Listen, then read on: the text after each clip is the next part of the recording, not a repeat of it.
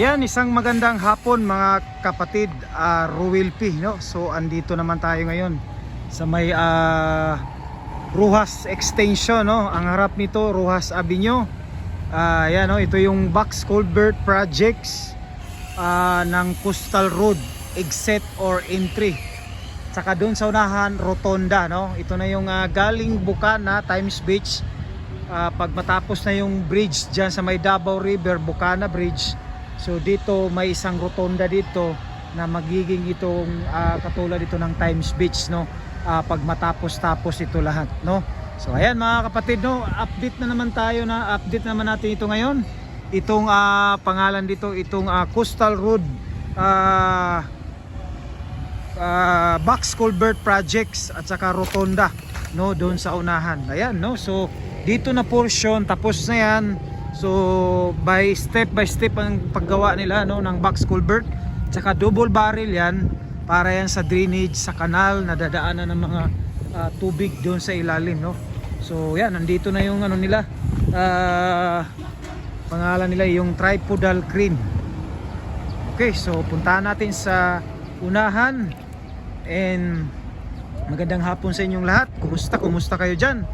Hope nasa mabuti tayong kalagayan sa bawat isa. At huwag kalimutan magdala ng tubig pag nasa labas kayo kasi napakainit ng panahon. Okay, let's go! So next na naman sila. So tapos na ito, nabuhusan. Nung nag-update tayo dito last week, wala pa. So ngayon nabuhusan na.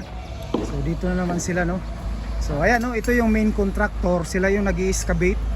Kasi dalawang grupo yung tutulungan dito, no. Yung sa taas si Pacquiao Group. Ayan, no. So si main contractor, siya yung mag-i-excavate. Tapos sila yung magbabaon ng pilote. Ayan, no, nakita natin. Pilote yan, tapos yung mga ano diyan, yan ang ano, yan yung coping. So yan yung si main contractor. So pag natapos yan, ibabaon naman nila yung itong box culvert. Ayan, no. Ayan. Ibabaon naman yan yung box culvert. Tapos ilalatag dyan. Kasi itong coping, ayan, no, yan yung ano, yung pilote. So ilang pilote? 1, 2, 3, 4. So apat itong coping, yan, no. So in-splice nila. Ang next na gagawin nila dito yung paglulunod, no, lagay, no, ng box culvert. So pagkatapos niyan, so ibang grupo naman yung gagawa, itong si Pacquiao Group dito.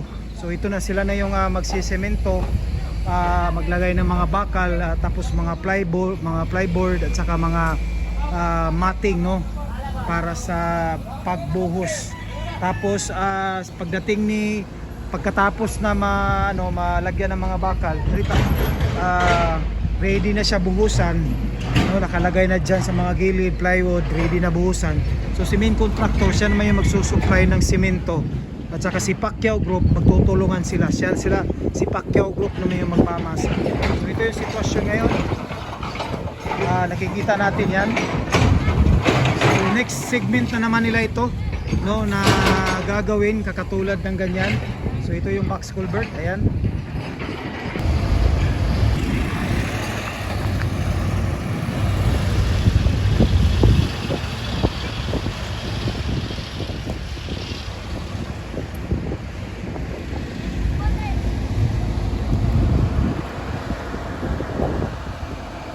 Ayan, no, papunta tayo doon sa loob, doon sa may rotonda at saka malapit doon sa may dagat. Okay, so ayan.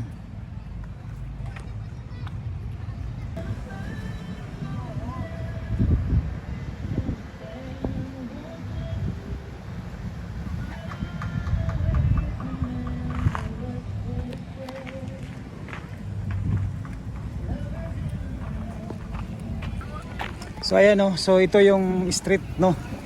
Dito na tayo sa malapit sa loob. So ayan, no, street yan dito. So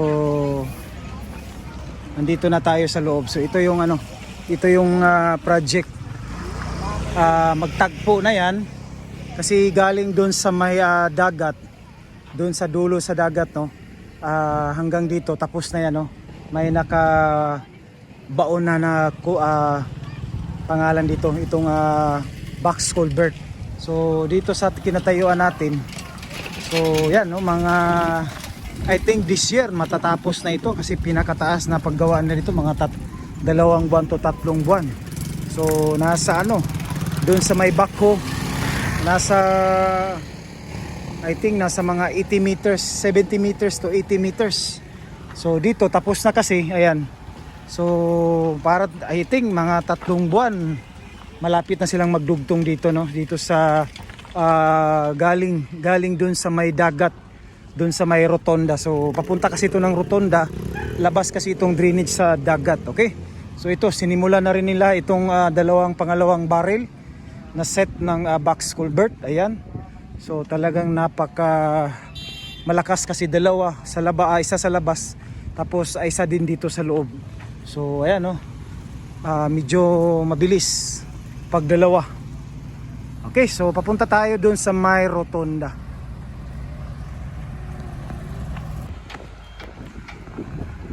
So ito yung sinasabi natin na rotonda, yan, no. So dito, ito yung ilalim nito, itong daan. So may box culvert na yan. So dugtong yan doon. So sa nadaanan natin. So ito may mga parang nakalagay na bakal, parang may pader yata dito, no. Ayan. So rotonda. So ito naman yung papuntang Bukana Bridge, no, Davao River. Ayan, no, mga kapatid, magandang hapon. So nakikita natin ang update natin dito sa may Ruhas Rotonda exit, no. Nakita natin tapos na itong rotonda, itong stump, yung lalakaran dito. Ito na lang sa gitna, no. Kasi tataniman ito ng Bermuda o anong klaseng dito. So parang tapos na kasi parang pinipiso na yung ready na ito para i-espalto, isemento, no. Ayan. So kung baka pagbalik natin dito, tapos na ito, may semento na ito dito. Ayan, no, nakita natin, lalo na dito sa may dito, no, one day pasyalan talaga, no. Napakaganda dito one day pag natapos ito. Ayan. So baka next week ito i-espalto na ito, no, isisemento na. Ayan, no, nakita natin itong ito taniman ito ng mga puno na halaman, no. Napaka-presko dito. Ayan. Ito para sa street lights. Kita natin, yan ang papuntang Magsaysay Park, no. Diretso na yan dyan sa Santa Ana, Leon Garcia, Arcastillo, and even dyan sa may San Juan, dyan sa may Jerome. They connecting yan sa may SIDC, Samal Bridge, Davao Samal Connector Bridge Project. Ayan, no. So ito nakita natin talagang pinipiso na nila, pinapatag na. Baka next week, no, maano na ito, may simento na ito. Ayan, no. So ito talagang abunuhan pa ito ng lupa para sa halaman na design, no. Ayan. So ito na ang kakalabasan dito one day, no, pag matapos ito. Napakaganda dito pag natapos. Ayan. So next siguro nila na gagawin dito, isisemento na ito. So next natin update, mga kapatid, no. Balik tayo dito. Okay? So hanggang dito na lang tayo. Maraming salamat and God bless as you watch, no. So ito yung so ayan, no, mga kapatid, yung inaano ng backhoe, dyan lang muna kasi yan lang muna ang nahulugan ng coping at saka pilote. So dito na area parang wala pa, no. So step by step kasi yan sila. So doon pa lang ang nahulugan ng pilote at saka coping. So ayan, no, mga kapatid, ayan, bali kanina nagkamali tayo. So yung yung patuloy yung backhoe pag excavation, no. So ayan, no, nakita natin hanggang doon yan, no. Doon sa may nakita natin doon sa may tricycle. So yung gagawin nila na next box culvert. Ayan, no. kasi ito sa ilalim dito may mga pilote na ito.